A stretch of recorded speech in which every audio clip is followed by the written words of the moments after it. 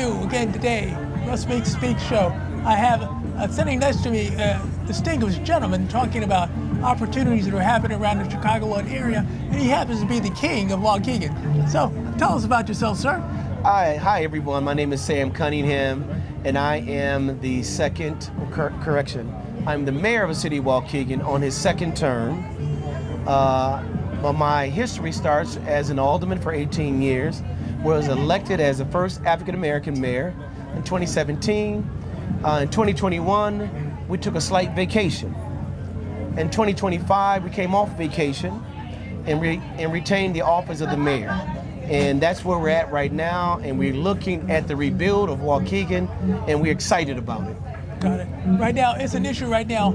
Waukegan is positioned in one of the wealthiest areas in the state of Illinois. Right now, we're surrounded by places like Lake Forest, other items that surround it. I'm from Zion and from Fox Lake, where I reside. Right now, we have a huge community of people who are there in a very wealthy community with multi-billion-dollar corporations that are trying to do a lot of business in the area. And right now, what's our next step with Waukegan? Where do we go from here? I mean, where we're going from Waukegan right now, we're on the rebuild Waukegan. The Waukegan that I grew up in, what was an exciting, invigorating Waukegan.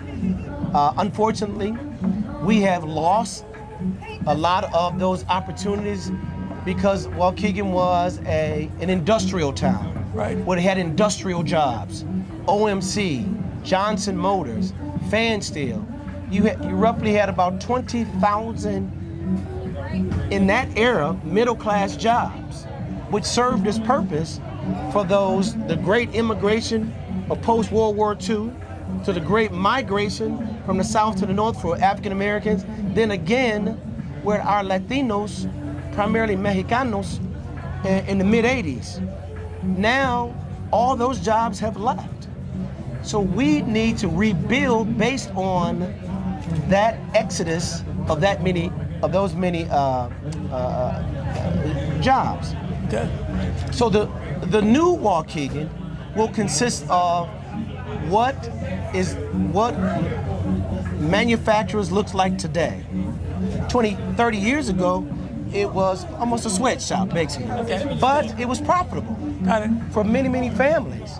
So now, it's a different world. It's a different world. Waukegan's in a strategic situation. It's in a very strategic situation. We got a changing demographics. We got people saying, hey, is Waukegan the location for me to come to? And do I want to move my company to be based out of Waukegan?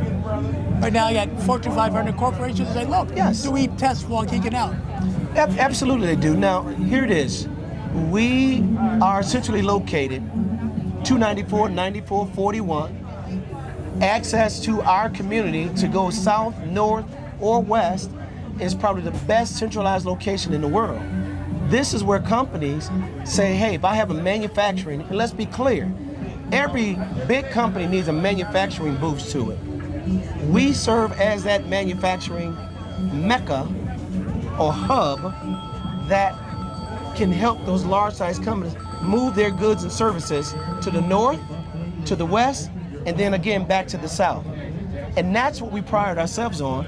Compounding, we have the employees who can then help or benefit companies where they don't have to have employees traveling 20, 30, 40 miles. They live right within our community, and that is their skill set, whether it be low skill, middle skill, high skill, etc. So what's the strategy for Waukegan and Chicago? Is there a good relationship with Chicago? Absolutely, you have to. Let's be clear. Chicago, Illinois is the Midwest. From an economic standpoint, without them, all of us probably would not survive. However, what cannot coexist in Chicago can move further north and coexist in the suburban area. We prefer it to certainly be in the Waukegan area. Now, will you guys outlaw Donald Trump from coming to live in Waukegan? Well, I don't know if that's something that we can legally do. Here's what we can do.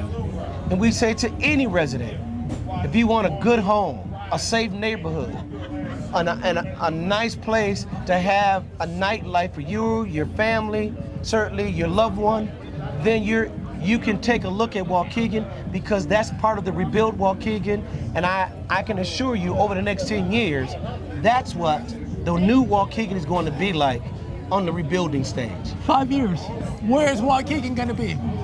5 years, Waukegan is going to be, and I'm throwing this out there, it's going to be the Northern Navy Pier of the suburbs. Okay. Yes. You're right on the lake. Right on the lake. We have the largest linear lake beach than anybody on the lakeshore. Okay. So we're excited about where we're at.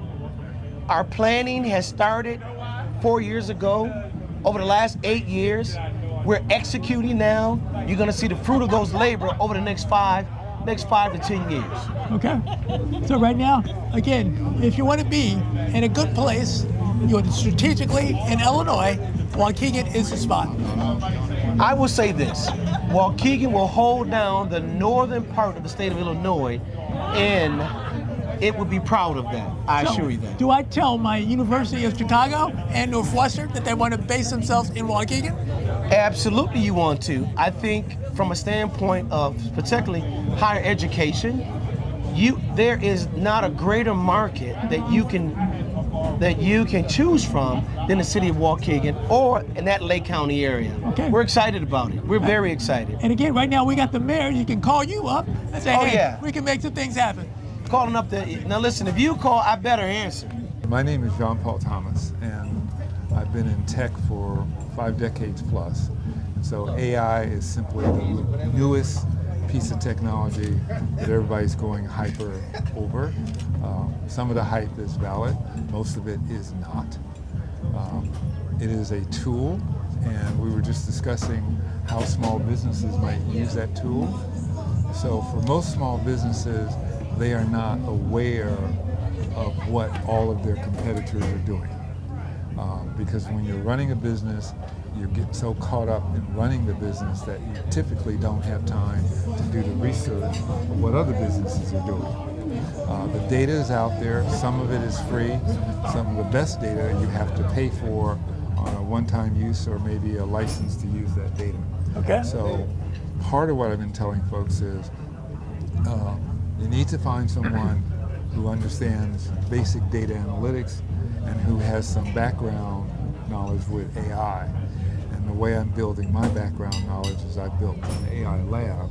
Okay. Because I don't believe in talking about stuff until I've actually had my hands on it and done some work with it. So AI today is useful. The safest use of AI today has to do with basic research of finding out about what's going on in your business. Okay, now here's the question. I'm here with the Illinois Black Chamber of Commerce right now. Okay. We have offices in every state, their chambers, and my question to you is, the average African American business is out there. It's going to have to utilize AI. So what should be the strategy? Is it any industry that we should focus on, or is it applied to all industries? I like to have clients start off with understanding where they are in their particular business, their particular industry. So since the Illinois State Blacks, I'm going to get the name straight, since the chamber is looking to grow and add membership, the chamber, I think, should first look and say, where is our chamber relative to other chambers? Okay. So whether that's at a state level or a city level. Once you have an idea of where all the other chambers are, then you try and figure out where you are in that pile, in that stack. Now that I know approximately where I am, the next question I want to ask myself is, do I want to move up, or do I want to move laterally, or do I want to do some different focus? So if I'm a chamber member in New York, again, looking at AI in New York, I'm thinking a sophisticated area, definitely involved with AI. But again, my people that are down in LA, different world, they do a lot of stuff in LA, so it's another area. But my people down in Mississippi, what are we trying to tell them? Well, this is where AI can help you with the data. So once you learn how to, it's called prompting, which is basically asking questions of the AI, because you have to be very careful. If you don't question it properly, it will make up answers. But if you know what you're talking about, if you have some background knowledge, then you can make sure that the answers it gives you are practical. So let's take chambers across the United States. We have 50 states with different characteristics in each state. So once I do the national level of chambers using the data and the AI, I can now ask the AI to give me the specifics state by state or metro area by metro area. Okay. So we can start to do the comparisons. Then I can ask the AI, what are the differences? So I can also ask the AI of the ones we're looking at, which ones are the most successful, either by membership dues or membership or contracts or whatever. So the AI can do a lot of the grunt work and parsing the data that would take me hours to do. Then I can focus on a chamber with similarities to my chamber, Okay. Whether that's Illinois versus New York or New York versus California, and start to drill deeper to see what are those chambers doing that I might be doing. Because the important thing about feasibility, as I tell people all the time, feasibility studies simply mean something can be done. Now, if that's something that can be done is something you want to do in order to improve your odds of success, you need to look at what is that other person doing? What are the characteristics? What is the environment that they're operating in? So is it realistic to say before I get involved with AI, its usage, how it applies to my company, I need to look at really the cost structures that are going to be involved? Well, in terms of the cost structure of AI? Cost structure of how it would impact me in terms of AI, how I get to utilize it, and what's it going to cost my company. Knowledge is not free. Okay. But once you gather knowledge, you will pay some price. Sometimes that price is simply time. America is not very good at being patient. Everybody's in a hurry. So this is where AI can speed up the process. So typically you're going to find a consultant or you're going to find some group where they may be interested in doing a pro bono or some kind of discounted rate. But I think first you need to understand yourself, because otherwise you're going to be reaching for something that you may not be capable of at that point in time. So if you understand yourself, and I'm going to go to Sun Tzu in The Art of War. Sun Tzu's first known documented general, and his philosophy was you need to know your enemy, but in order to know your enemy, you really need to know yourself well, because that's going to determine what you will and what you will not do. So when I'm looking at other chambers, I'm saying maybe I want to be as big as the chamber in New York, but I need to understand how they got to be that big. Now that I understand the how, I can look at myself and say, am I ready, am I willing to do what they did in order to get to that size? So the logic right now for the chamber, Black Chamber of Commerce right now, throughout the state, throughout the country, right now, we got to look at the structure. We have thousands of different chambers, and they pretty much work and do a lot of different things. Right now, we need to talk to consultants, people like yourself, find out what the need is and the structure that would best effective for you guys. So again, data analytics and AI helps you deal with that mass of data. Okay. Now that I have some idea of how many chambers are out there, I can start to do some evaluating, and I can say, okay, these are struggling chambers, these are chambers doing okay, these are chambers that are doing wonderful. So that I got to get that kind of breakdown, because otherwise I cannot deal with all of this as one big bag. So now that I've got the big bag and the three smaller bags, collectively they're the same big bag. With the three smaller bags, now I can start to answer the question, which bag am I in? Am I in the so-so bag, or am I in the falling bag, or am I in the bag that's doing well? So if I'm doing well, why am I doing better? Again, the AI and the data will point out some things that you're doing that you may not realize you're doing really well. So the chamber has to do a comparative analysis. It doesn't have to be a massive multi-year project, but typically most businesses don't have the expertise to deal with the amount of data, let alone the different programs that can give you answers. Got it. Because a lot of people are out there pitching all kinds of solutions and answers. Oh, you can run a business without any people whatsoever. There's a company, I won't mention the name, out of the Scandinavia area that fired most of their human staff because they believed AI could do everything. And they found out within a matter of weeks that was a bad move. And so they've had to hire people back. Well, obviously now you've lost some business and your costs are higher because you had people at one level to hire them back. Got to be more money involved. So remember, what AI does for you is it helps you understand the massive data, literally the ocean of data that we're swimming in now. Okay. But you need to have some knowledge of the area just to make sure that what the AI is telling you is grounded in reality. Got it. The joys of AI. Yep. What can we say? And so don't buy all the hype. And some jobs will go away, but we've been through this time and time again. When we went from manual labor to steam engine to electricity, I think if done properly, there will actually be more jobs because there are lots of things that people want, but they're not people doing them now. Got it. So thanks again, sir, for all this data you've been giving to us. Pro bono, actually, getting the data out here. So right now we know where we need to go from here. Okay, sounds good. My name is Atiba Buchanan.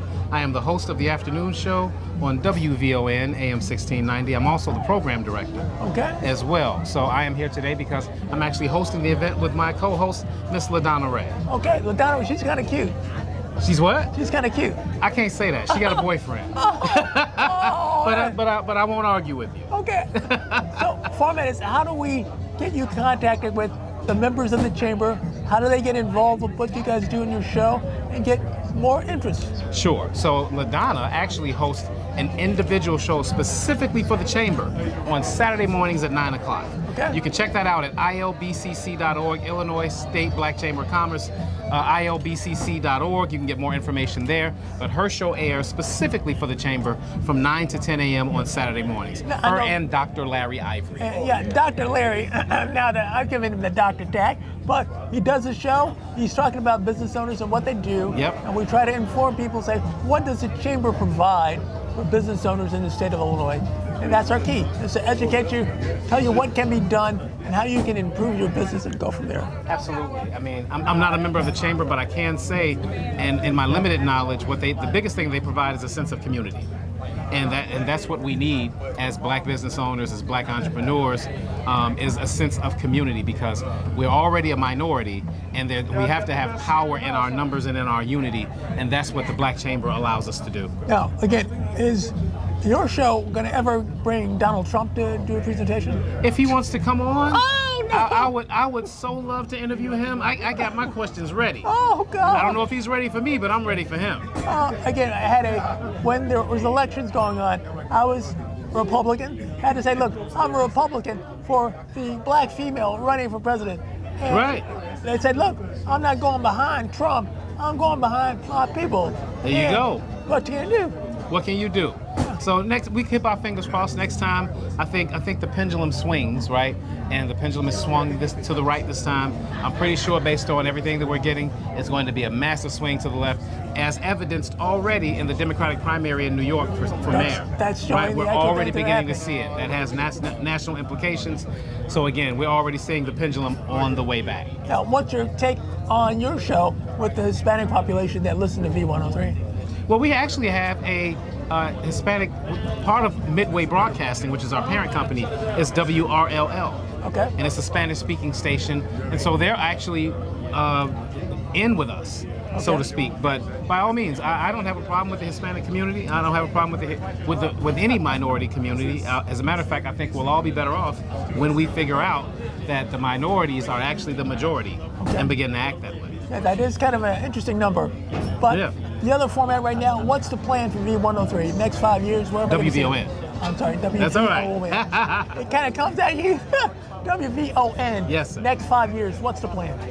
Well, we are a media conglomerate. So while WVON AM 1690 is the parent and the flagship, we also have other mediums, Von TV, VON.TV as well. And so you're going to see a huge upshift in us in our social media and our YouTube and our other media markets. Yeah. So it's going to be much bigger than radio. That's the plan over the past Yeah, 'cause I'm next getting 5 hit. years. Right now we have Don, who's Mr. Trump, who's been pulling the numbers here.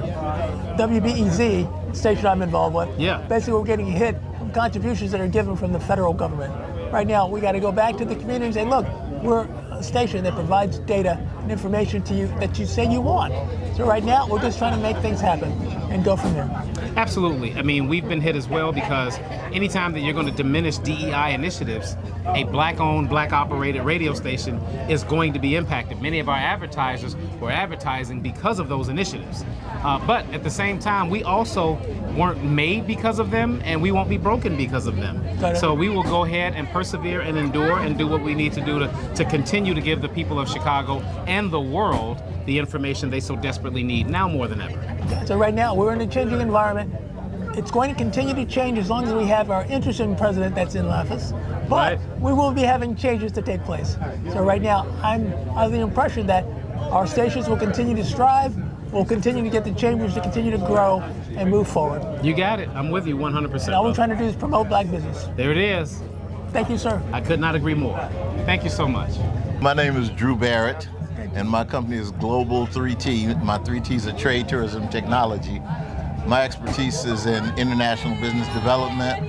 I'm working real hard currently on helping the African diaspora to further rid itself of the colonial powers that be. I don't know if you've been following what's going on in Africa, Yeah. but it's an exciting time, man. The Sahel nations are kicking the French out. Those lazy, greedy, low-life French people Yeah, I just are did a being report. kicked to the curb, huh?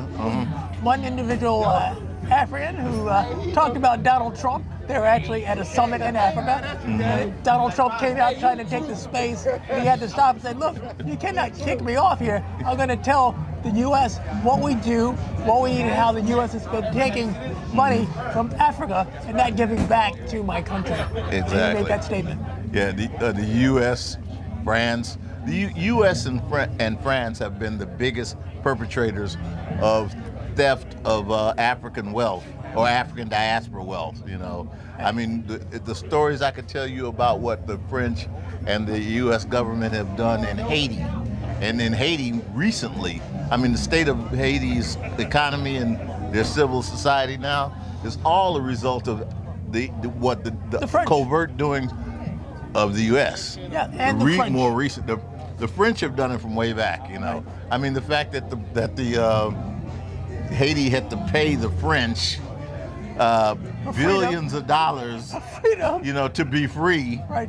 after they freed themselves, and and of course the U.S. enforced it, which is why it happened. You know, the U.S. sent the army down to clean out the gold treasuries of Haiti twice, and once was under Bill Clinton. And again, an interesting thing about it, Haiti's also, our former president, Jimmy Carter, had a peanut farm in Haiti that made tons of money. Did he? And it's an interesting world. A lot of people don't get that disclosure of the relationship that the U.S. has in Haiti. Yeah. But we have a lot of wealthy Americans Yeah. that still owe a huge amount of Haiti. Okay, yeah. I don't know if I call it a relationship. It's a dictatorship. I'm not sure that the slave master slave relationship, interaction would qualify as a relationship. But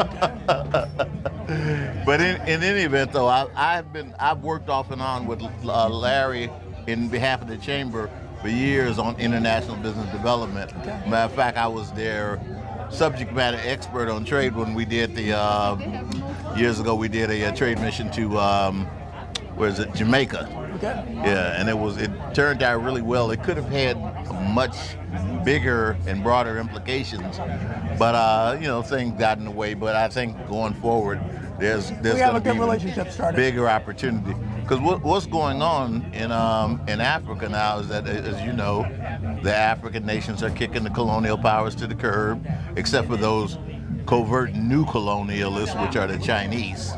the Chinese Around the are. world. They're very strategic because they're putting their money where their mouth is. Yeah, and but the end result is still neocolonialism. And the real format is China's coming in with a mission. Yeah. They want resources. Yeah. Right now, they'll come in and build the roads, they'll build trains, they'll do a number of things as long as they get to keep Yeah. the natural mineral resources they get to dig up while they're working the work. It's called debt trap colonialism. And that's the insanity that we have to deal with. Yeah. So how do we make this better? That's my question. And unfortunately, because what they have experienced heretofore has been not even, because the Europeans and the U.S. never invested anything. So because of that, what the Chinese are doing is like a good deal, you know. But in any event, what the next big wave of opportunity is going to be for us African Americans to get involved in the new African diaspora trade routes. Okay. See, the problem that exists right now is that all the African nations, if they want to trade in other parts of the African diaspora, or if the other parts of the African diaspora want to trade in Africa, they have all the trade routes go through Europe currently. So that's one of the things that we as African Americans can help. We can help the African diaspora free up and establish direct to nation trading, you know. And I think the world is ready for it, and we have the capabilities of making that happen, and I'm looking forward to doing it. And I'm hoping that I've been talking to Larry off and on, and I think that there's, with getting the chamber behind it, I think can be a big opportunity, mainly because, the Africans, they love being in working with the organizations that they perceive as having power and capabilities. So there's no doubt that they would be impressed by having a relationship with the National Black Chamber of Commerce and the Illinois Black Chamber of Commerce. And that puts them in sync with the entire country of the U.S. Right. Because we have chambers in each state. That's right. Right now, they get to work with the African Americans in each state to make things happen. Right. And if I'm correct, Larry is still the chairman of the national board. National board. Right. And he's still the chair of Illinois. Okay. And he's still, So there we go. So I think there's a big opportunity ahead of us, So all I got to say is, for anybody who's looking at this, African Americans in particular, Africa is the new emerging opportunity that we all want to be a part of. We all want to make happen. So the question is, how do we contact you and help out? Okay, well, I'll give you my card for one. Give us your number. How do we reach you? So I'm 312-933-6525 is my number, and I'm on LinkedIn, and I'm at the end of a YouTube thing where they say, please like and connect with me on YouTube. So I'm building my LinkedIn following. So I just reached past 9,500 connects a couple of days ago. So I'm looking to get past 10,000 connects. So come on, connect with me on LinkedIn. I'm Drew B. On LinkedIn. Okay. So how do I help you also in different avenues? I got University of Chicago and Northwestern. How do I link you in there? You link me in there? Well, interestingly enough, my grandson is the second number 2 guy in the cybersecurity department for Northwestern University. Okay. Well, I'm involved there. My daughter looks like she's going to start at Northwestern now. So. Okay. But when they were bringing the Washington Fellows, there was a program that brought promising young Africans to the U.S. every summer, and it was coordinated with it was something out of the Obama administration. Okay. And every year when they came to Chicago, Northwestern would host a big reception. So they were heavily involved with the Washington Fellows or whatever they were called, But in any event, so Northwestern is a organization. Is an institution that I would love to.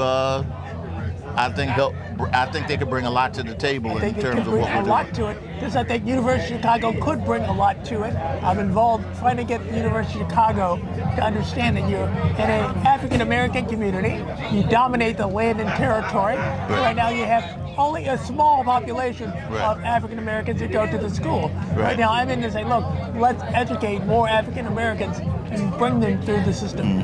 So I'm trying to promote that. See, all these universities, they're going for that overseas dollar, but Trump the Trump lack of administration just changed that opportunity, because the foreign students paid twice as much as the domestic students paid. But now that Trump is ending foreign student visas, that money's going to go away. So I think they're going to have to start being more open to getting homegrown students. So. One, we only have so much time, but thanks again for the information, sir.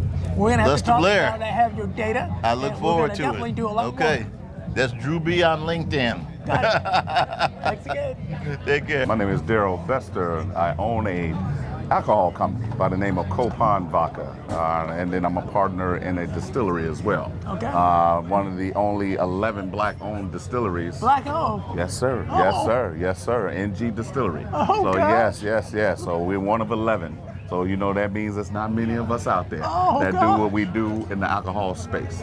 And then as far as the chamber goes, I'm with President Ivory as a proud member, and also known on the radio show as Buddy Love. Okay. So I come on time to time and do what I do and So preach you're about. the voice behind Buddy Love. That's right. Finally, you get to see the voice behind Buddy Love. That's right. So I'm here in the flesh. Yes. So we're doing what we can in the space to help elevate our people, let them understand that, especially in this political climate that we're in now, it's very important that we do what we can to elevate and understand.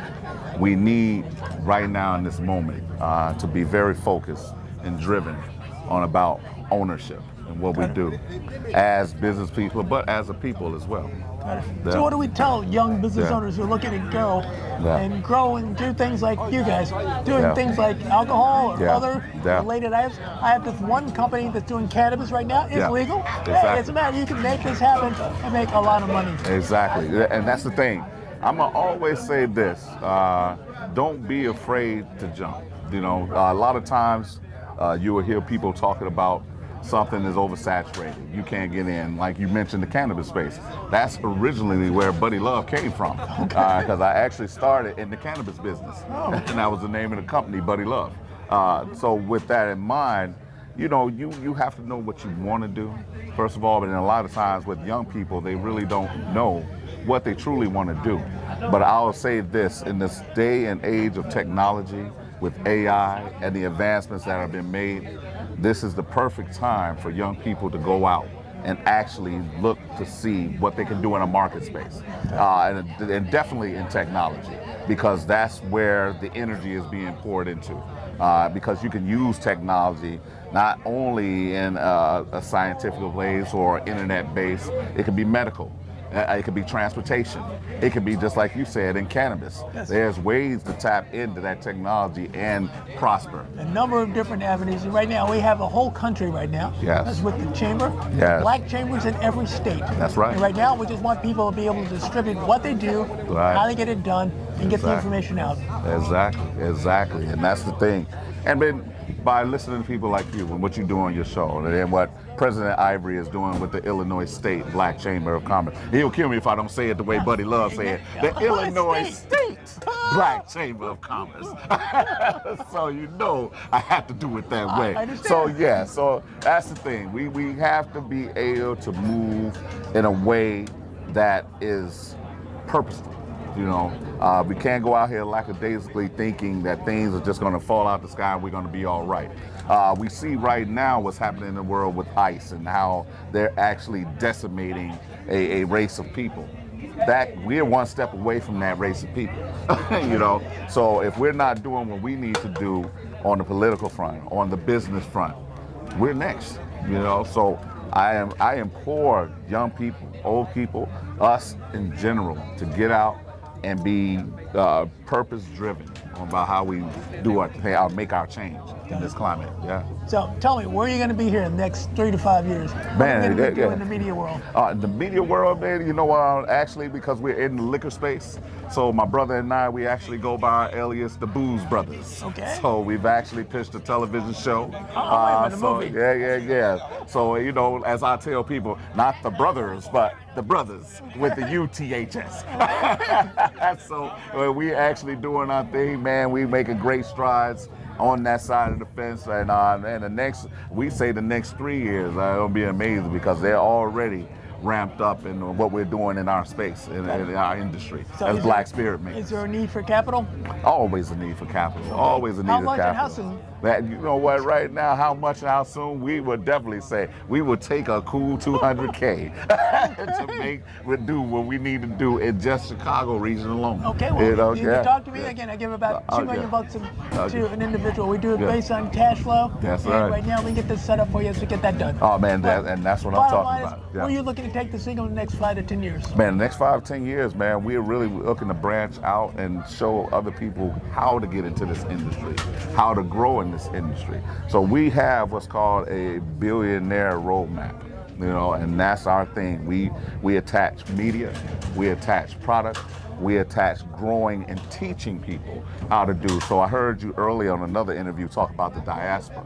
So my brother and I, we actually created a program to teach small Black farmers how to distill and to take that product and now sell their own spirits. But at the same time, we'll be able to garner spirits from the motherland that are indigenous to them to make better products for ourselves as well. It's another thing. And right now, I've had the opportunity to get a chance to get in front of pro athletes. Yes. And we have thing with pro basketball players. Yeah. And basically, several universities right now are behind me to educate these new billionaires. Exactly. Who basically say you got a lot of money that's hit you. And you want to be able to retain it. Because right now, less than 50% of the folks who get these professional contracts retain that wealth. Right. And they usually come in and start with less than what they started with. Right.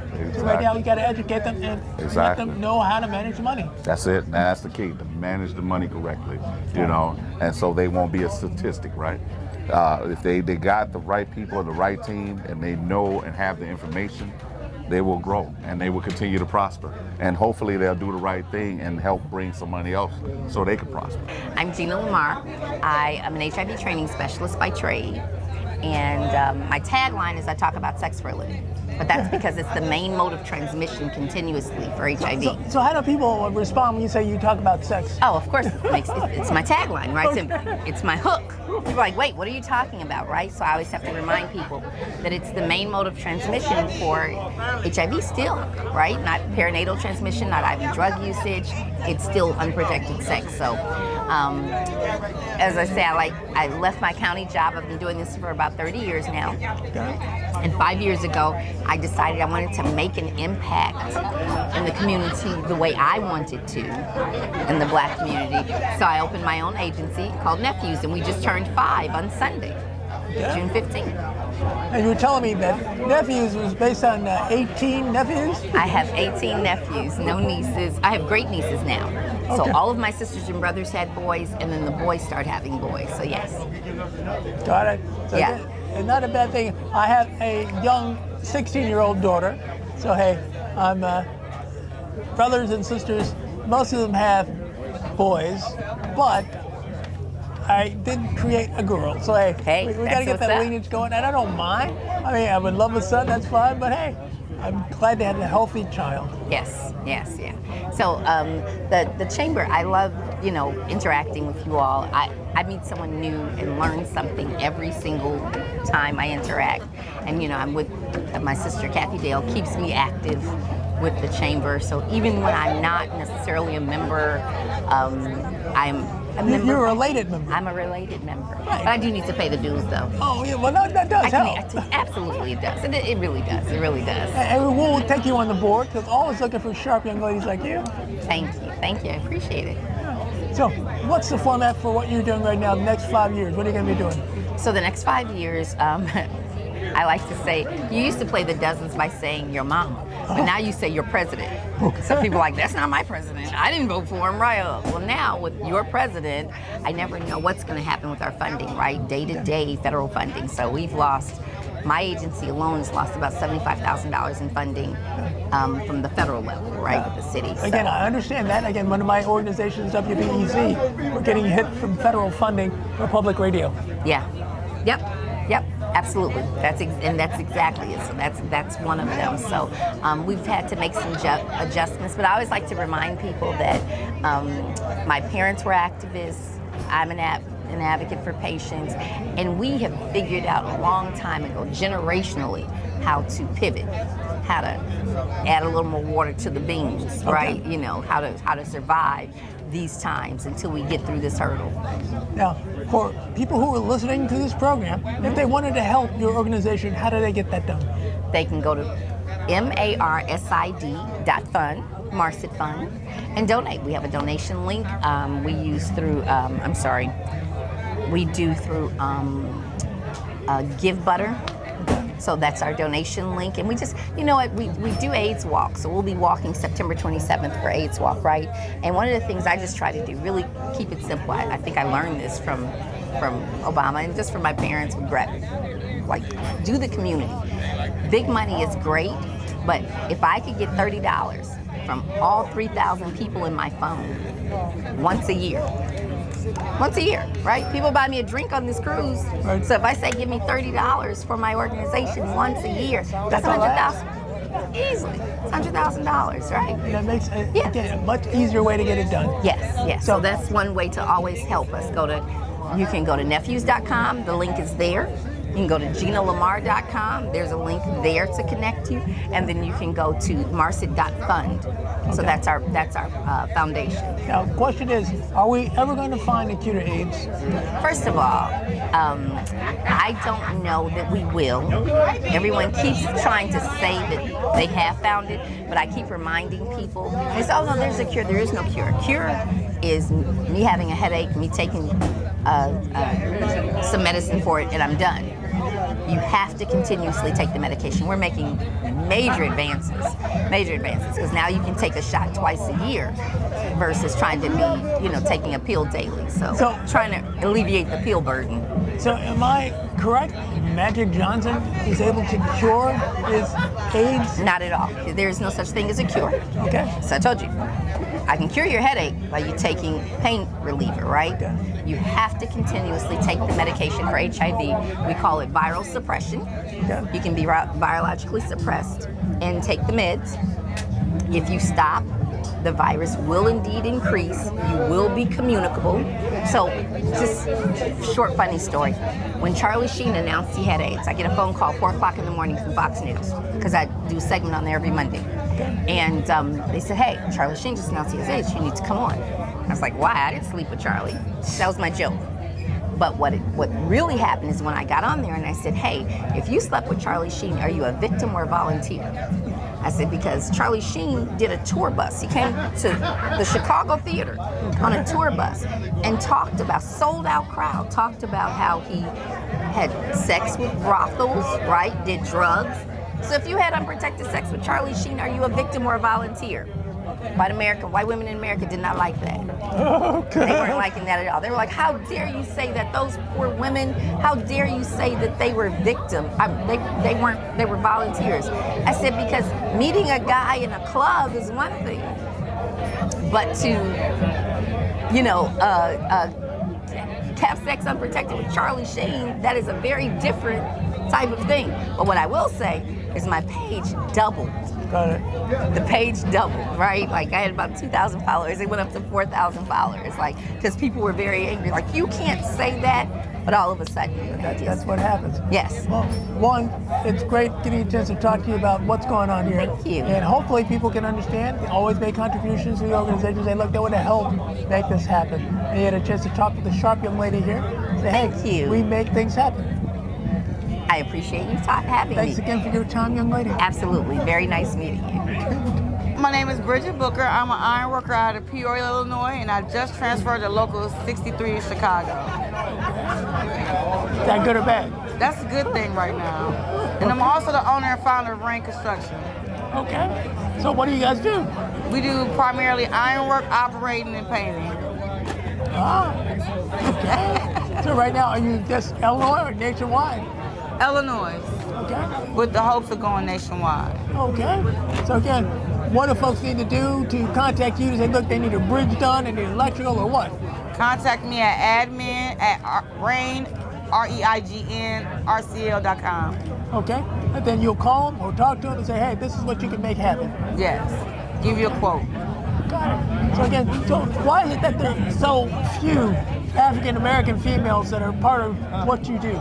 Lack of knowledge of it. You can only see, sometimes you can see what you, if you don't see it, you can't be it. So that's part of it. Ironwork is a trade that isn't typically seen by most people. So I call it the foundation of the construction trade, so you don't really see it. Typically, where the rebar is underneath the ground and concrete, so you don't see our work. Okay. Yeah, so. Is it an issue that you're female? For me? Is it an issue with different contractors that don't hire you because you're female? It has been that from time to time. It's a prejudice thing that happens between men and women all the time? I think, it's rare that you see a black woman doing steel and construction, so it's a challenge for some people. Okay. So the question, will this change? Well, recently a lot has changed. I think that the fact that I've stuck around so long, they're used to me and they're more familiar with me, so work has been easier. Okay. So what do you see Rain Construction in the next 5 years? Nationwide, guaranteed. Oh, nationwide. Okay. Is that a bad thing? That's a good thing. Growth is a good thing. Now, so you're going to be bringing your daughters, I assume, to start working with you also. Yes. I finally convinced her. Oh. I finally convinced her. It's like, hey, like all these other African American firms, they bring their sons in.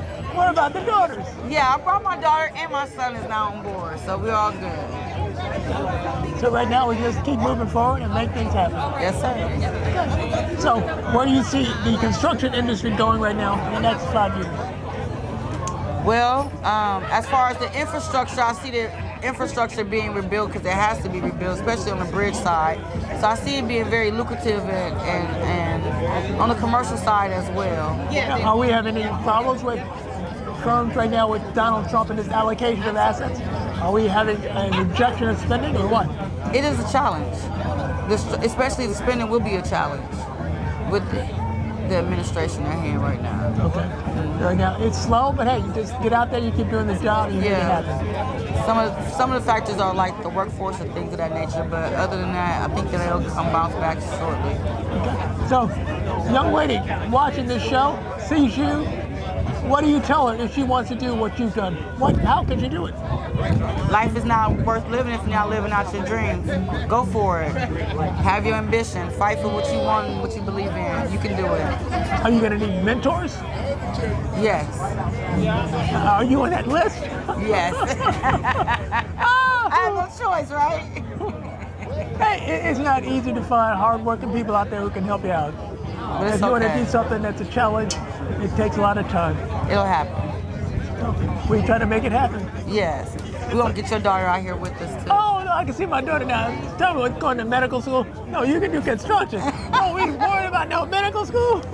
I don't know what she'll think of it. She may like it. You never know. The administrative side. You at least have to ask and you go from there. Yes, we can. Thanks again, young lady, for telling you. us about what you do. And people hopefully will see exactly Thank you for the opportunity. I like this lady. We need to do what she does. Yes, please come do it. I'm Amber. I own a strategy firm. We do revenue and go-to-market. We help people uncover different ways to make more money for their business. And sometimes people don't look good when they're doing it, so we have branding a part of our services. So we brand people and we help them make money for their company. That's whether they're looking to scale or they've already had some influence in the market. We take them into new markets, emerging markets, and we help them get more exposure and generate cash. Does it matter? Do they have to be black, white? No, it does not matter. I've worked with all types of brands from, my goodness, Cleveland International Film Festival, the Cancer Center, all the way to Nike, universities, Air Jordan, you name it. All the way to the small business, like singular solopreneurs, So consultants. you work with mom and pop and multi-million dollar companies. Multi-billion. Multi-billion dollar corporations. Yes. So my question is, for people to get access to a sharp person like you, how do they do it? Well, we've created services that allow for small businesses and solopreneurs to take workshops or sessions with us. So we have like a 90-day strategy reset that's affordable for small businesses, and we show them how to generate. If they're investing $7,500, we show them how to make $750,000. We show people how to get to $1 million in sales, and different marketing activities that help them get there. So we have different programs, and my team works with smaller businesses to help them uncover ways to make more money. So, question is, Yeah. do we hit you on the web, or do we call you? How do we get in contact? That's a great question. So yes, you can find us at Mark. So that's French for brand, MARQUE. So it's www.markmy.world. Okay. So brand my world. And then send you an email? Or Yeah, you just Go to the you can go website. to our website, check out everything, and you can book a call or you can join our collective. We have a personal brand collective going on right now for entrepreneurs, creatives, executives that want to use their brand for influence. Someone like yourself. You're an attractive man. Have influence in the market, but you want to get more speaking engagements, find new markets and audiences that want to leverage your influence. So we help you uncover that and get you nice headshots and all that good stuff. So my question is, so when do we see you over the next 5 years? You might see me on Forbes. I have a tech company. We're going to be rolling it out again next year with new technology. You'll see me nationally and globally. Okay. Very focused on that. So, yeah. We're trying to expand it right now. We're trying to make you a multi-billion-dollar company. I want to be a multi-billion-dollar company. Don't have a problem with that? I'm not even afraid of it. Okay. Then the question will be, we're looking in the next 5 to 10 years to hit those targets. Yeah, that's a great question. Hitting $1 billion is about the people. If I've learned anything about helping other people make multi-million, billion dollars, is the type of people you hire and the type of leader you are and the type of habits you are what gets you to the billions. It's not necessarily any other thing. You could have great marketing, you could have investors, but if you don't have the right people and the right process and systems in place, and you are removed from the day-to-day as the owner and founder, you will not get to $1 billion. Got it. My question again, I always work with African-American firms. Yes. My Yes. issue again, I am black, Yeah. and I'm pro-black. So Yeah. my question is, how do you focus on African-Americans? Is that a focus for you guys? It's not unfortunate. Not unfortunately. The type of business, I was always general marketing corporate. And I have black clients, I have white clients, I have Asian clients, I have all types of people. I believe in people, but I believe in the advancement of our people. But the more general market you are, and the way, if you can talk a language that gets you more general, you have more capital to give back to your businesses that you care about. So a lot of my philanthropy and efforts go to black-owned businesses, but when it comes to the company, I service everyone. Got it. So right now, people are getting a chance to say, look, Yeah. a sharp young African-American Yep. lady, Yep. and we can return through the information you gave Yep. back to us, Yep. and we will reach out to her to say, look, let me improve my company. Exactly. I want you all to. I want black brands to consider, because I run into a lot of black businesses that could service all types of people and make more money, and then we give back to our community. Okay. We're not in a segregated society anymore, and the value of the segregated South, the value of that was that we all circulate our currencies together. But because that's not in place, we have the opportunity, if we position and design our brands in a way to reach general markets. A lot of the products that black people discover, which were stolen in the past, are now available for you to market to all types of people and get more capital for us to reinvest in our communities. Got it. I only had a very small amount of time to get Yeah, into discussing absolutely, with the young yeah. lady, but Yeah. I'm hoping we can do this more and more and Yes, talk to a lot of absolutely, people. absolutely. Because a lot of people need your help. Yes, and I need to a get lot the of people- information yes, out to let yes. them know what's going on. Absolutely. Well, it was so nice talking to you. Always good Yes, meeting yes, beautiful yes, young yes, ladies yes. like you. Yes, I know, right? Same. It was a great conversation. So anytime you guys need us, it's markmy.world, MARQUE, my.world. Doug, thank you. Thank you so much. Here we are again today on the Illinois Black Chamber of Commerce cruise. I'm here with beautiful women all around the place, and I have one young lady here who want to tell a little bit information about what's happening here and how she can help more black firms to move forward. What can we do?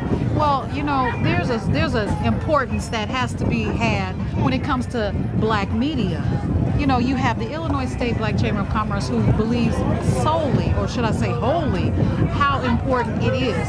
Look at Dorothy Lavelle, look at Win-Win Productions, look at Carl West, WVON. There's so many others, there's a list of others, Brown Farmer Media.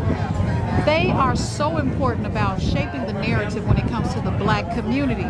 But it takes support in order for them to sustain their existence.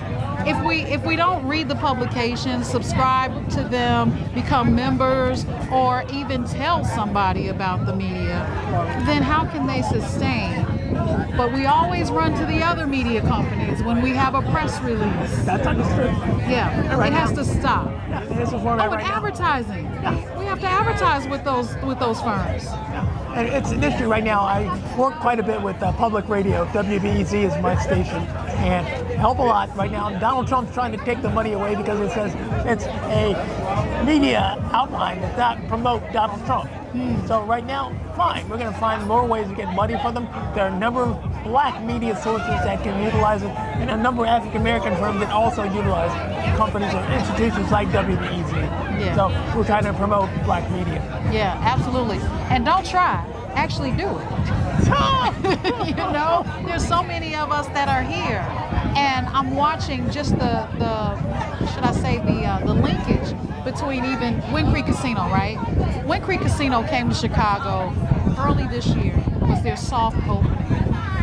They are already advertising with WVON. Right. But they're also a sponsor of the Illinois State Black Chamber of Commerce. Right, and How do you again, think that a big happened? supporter. That's right. That happened because of the sponsorship, or should I say the membership and the relationship between the Illinois State Black Chamber of Commerce and Wind Creek Casino. Right.